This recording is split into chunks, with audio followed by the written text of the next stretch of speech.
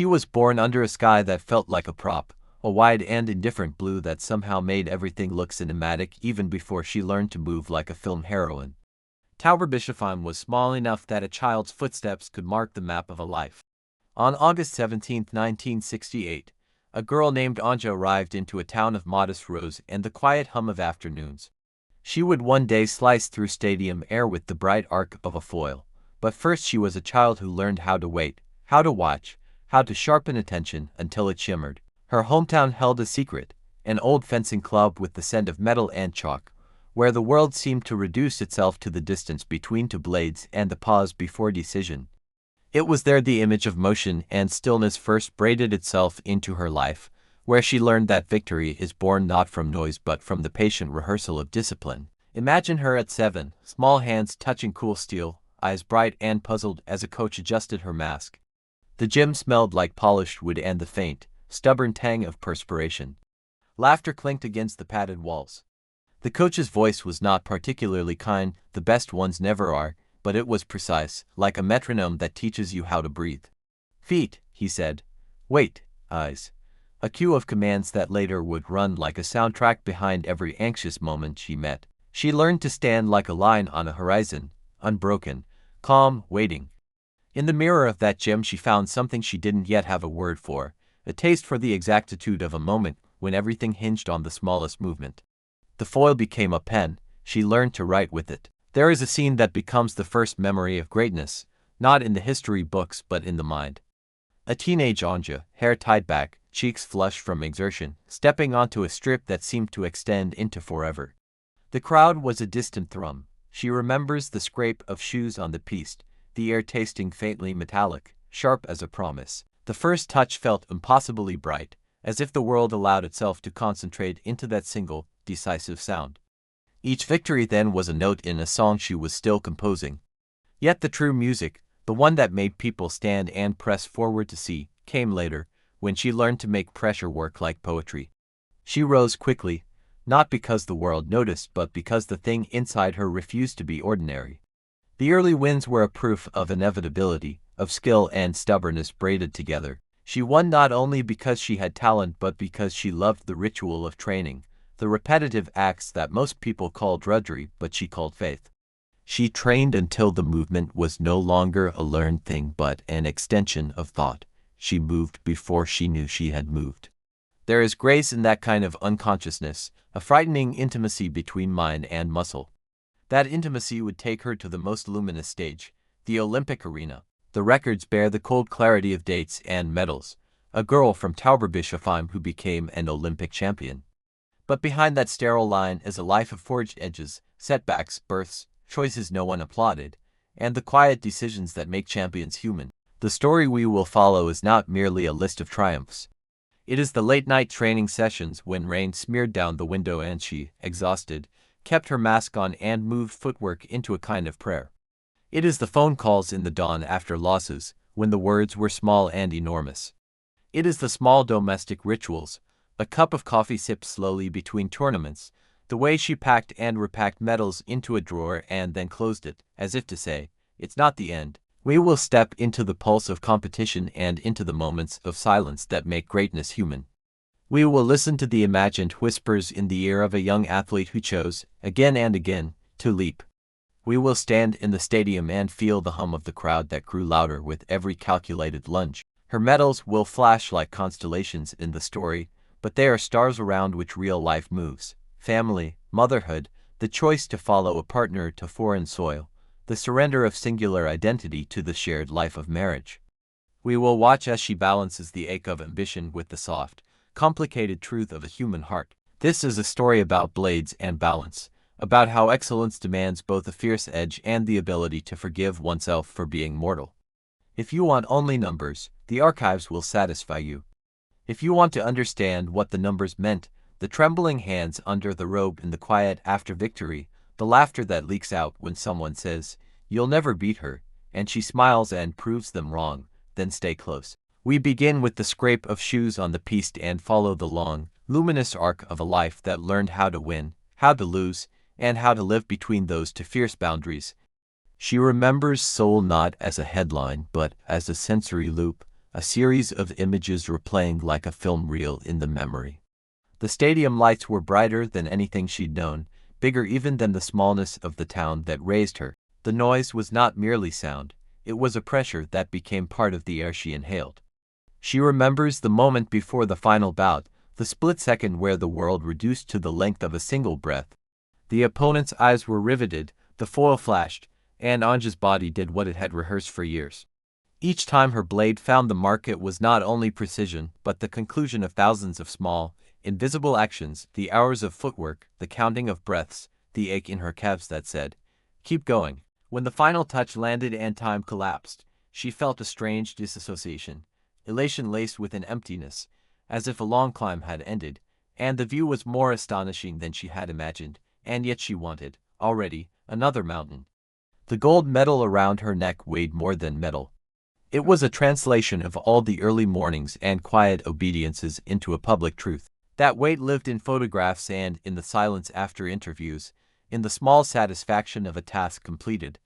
She had won both the individual and team competitions at the 1988 Olympics, a dizzying twin of triumph that announced her as a polished blade in a world of bright edges. Between medals and press conferences, she was a person who loved the ordinary things: coffee, a certain bench by the river, the way light fell through a window in summer. Training required an asceticism that made those small pleasures more luminous. She moved away from home to pursue excellence, living inside cycles of tournaments where success demanded a life shaped to the point of the blade. Her training routine became a ritual: morning footwork that began before light softened the sky, hours of technical drills under a coach's watchful eye, mental rehearsal lying awake at night, imagining the opponent, rehearsing the parry, the feint, the riposte until each was familiar as a loved one's face. She took care with nutrition and rest, learning that the body must be fed with kindness if it was to be asked to perform acts of sharpness. Yet despite the regimen, there was also play, the warming laughter with teammates, the odd prank to loosen tension, music playing softly before a match to steady her pulse. It was balance disguised as routine. There were setbacks that read like plot twists in a film but felt, in the moment, like deep, personal reckonings. Injuries arrived like unwelcome letters, matches were lost on points so small they seemed almost absurd. In those hours, she learned that defeat can be kinder than some victories because it forces you back to the workbench. It was here, she told herself in the quiet of hotel rooms, that I either become brittle or bend. She bent without breaking. The world noticed again and again when she remade herself. At World Championships, where she took individual titles in 1986 and again in 1990, proving that early success could mature into sustained dominance. At team events where her presence anchored others and elevated the collective rhythm of the squad. Those world titles were not merely trophies in a cabinet. They were proof that focus, when faithfully applied across seasons, becomes legacy. Motherhood arrived like a new movement in her life's choreography, shifting tempo and rhythm in ways that surprised her. The intimate logistics of balancing a child with training demanded another form of bravery, the courage to accept that some days would not be perfect and that love often required adapting the fiercest parts of oneself to gentler contours. 7 weeks before the Barcelona Olympics, she welcomed her son, a fact that read in archives as a line of timing, but in the lived world it was a cascade of wonder and exhaustion, joy braided with the pragmatic calculus of an athlete returning to form. She returned to competition with a new devotion, not escaping motherhood, but carrying it like a talisman. There was an energy in that choice, a rich tension between the need to be present at home and the compulsion to sharpen her craft. She learned to practice within the constraints of motherhood, to find rhythm in stolen minutes, and to make each training session count in a way she could not have before. Her relationships rearranged the map of her life. Following love to Austria, changing her name to Fichtel-Mauritz, and the ordinary migrations of marriage and relocation were not exits from greatness but new contexts for it. The public saw a champion, the private life was a constellation of conversations, compromises, and shared mornings. At times she worried about the way fame could make intimacy brittle, how the medal in the drawer might eclipse the woman beside the sink, but she also found immense tenderness in the shared stillness with family. The way hands met over morning dishes, the softness after a hard match when a partner's presence made everything small and ordinary again. The team competitions remained a place where she found both identity and joy. She learned how to lead not by dominating but by making others better, by setting an example of discipline and kindness, by showing that the unit thrives when each member's strengths are woven together. Her presence in team events helped Germany to stand on podiums across years, a rhythm of sustained excellence that became part of her biography. Silver in Barcelona, bronze later, the color of the medal mattered less than the fact that the team kept returning, recalibrating and contending with the ever-shifting field of rivals. Each team event taught her a lesson in vulnerability and trust, the kind of trust that asks you to risk for others and to take from them support when your limbs feel heavy. A coach once told her that champions are not made in arenas, but in the quiet moments when no one watches. She learned to befriend solitude and to use it as a laboratory where the small frictions of practice could be worn into patterns of excellence. She kept journals for a time, notes about footwork and angles, but also the odd lyricism of a life that had to be observed to be improved. In the downtime she read, listened to music that steadied her, swam in late-night hotel pools, and found in the boredom between flights a strange restorative power.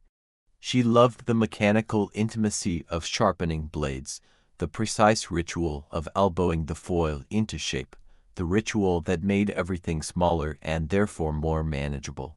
There were public moments that demanded grace, press conferences, interviews, fan expectations. She learned to navigate the media's appetite for narrative by being honest about the hard work and reminding the world that behind every medal was a ledger of loss.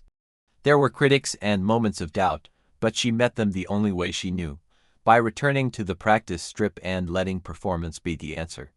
Toward the latter phase of her career she learned a new artistry, how to let go. The body that had been her instrument began to signal different needs.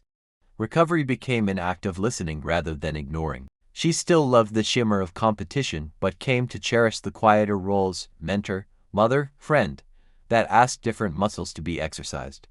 She lent her experience to younger athletes, sitting with them in locker rooms and offering the blunt, gentle counsel of someone who had wrestled the same demons. She taught them to value preparation over panic, posture over bravado, patience over the immediate thrill. When she finally left top-level competition, the trophies did not disappear from her home. They were reminders, yes, but mostly they were evidence that a life committed to craft yields visible fruit. More important than medal was the model she left, a demonstration of how to hold ambition with humility, how to pursue excellence while staying human. Her story became a lantern for others, not because it promised replication, but because it offered a map. You could read her life and see how consistent, deliberate practice, balanced with tender domesticity and willingness to adapt, created a whole person who had been willing to be transformed by the work. There are small scenes people do not include in highlight reels, an exhausted smile at a family table after a tournament, the way she traced a child's fingers as if cataloging future possibilities, the minute she sat alone after a match and let tears come without shame. Those moments are the true archive. They are the tender hinterlands where an athlete's interior life is kept. They reveal that excellence is not a museum object but a living habit. Imagine the final time she stepped onto a competitive strip. The crowd's roar had softened into respectful applause.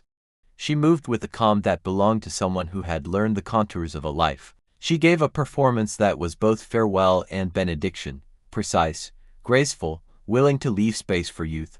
When the last score settled, there was a round of cheers that felt less like an ending and more like a passing of light.